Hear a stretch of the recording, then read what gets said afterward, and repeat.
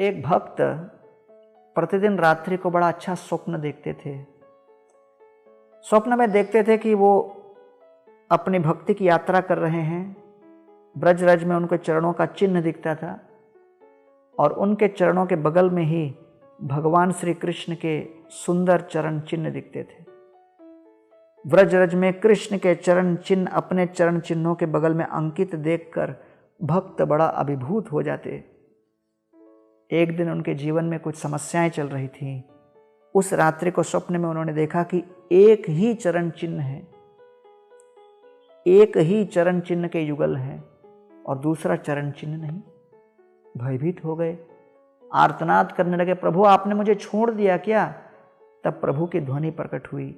प्रभु बोले, बेटा तू बड़े परेशानी में है, ऐसे परेशानी में तू अकेले अपने पैर पर यात्रा नहीं कर सकता, इसलिए गौर से देख, वो जो चरण चिन्ह अंकित हैं वो मेरे हैं, तेरे नहीं, क्योंकि मैंने तुझे अपनी गोद में उठाकर लेके चल रहा हूँ इस यात्रा में।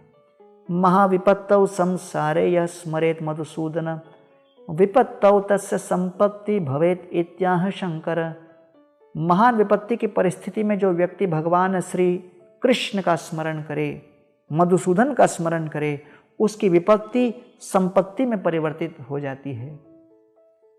हम लोग भगवान को स्मरण करना चाहिए और स्मरण करने के लिए कई बाधाएं हैं।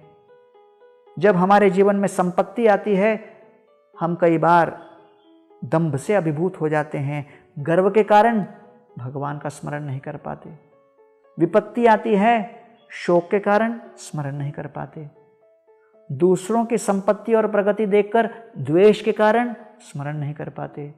दूसरों की विपत्ति देखकर हम उनका उपहास करते हुए, निंदा करते हुए उनका स्मरण नहीं कर पाते।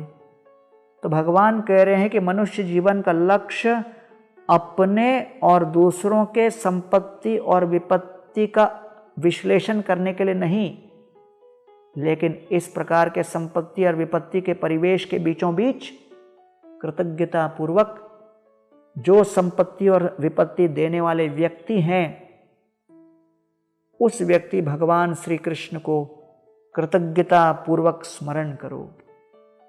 तब जाकर हम भगवान श्री कृष्ण का स्मरण कर पाते हैं। आइए हम अपने मानव जीवन में इस प्रकार भगवान का स्मरण करें, कृतज्ञता व्यक्त करें और जीवन सफल बनाएं।